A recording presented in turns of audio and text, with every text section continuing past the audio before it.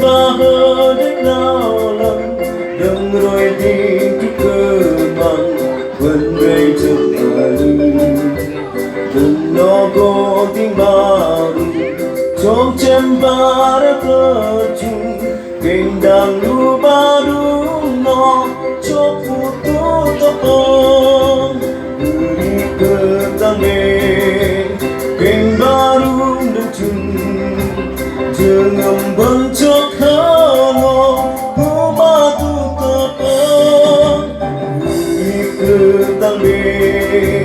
Geng baru dejung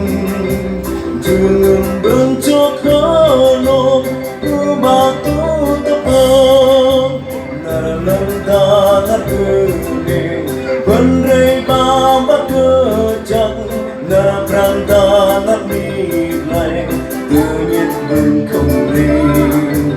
Tuna besar kekba Benbanjang wai kebreng Kendang lu baru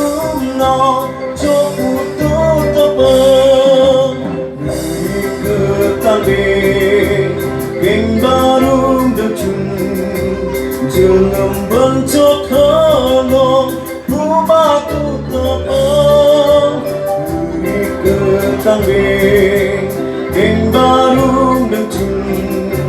Jengem bencok hano Bumatu topeng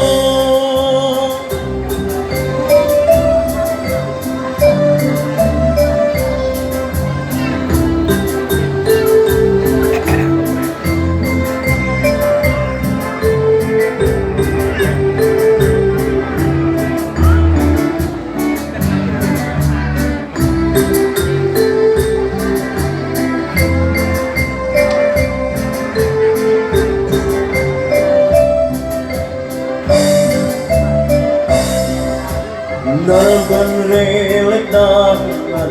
Benrai baan keba Benlap nar pemandan Jang ting lek bulan Tunar gledang loi ben Zesu baban tepleng Kendang lu badu no Chok putu tepeng Uri ketangge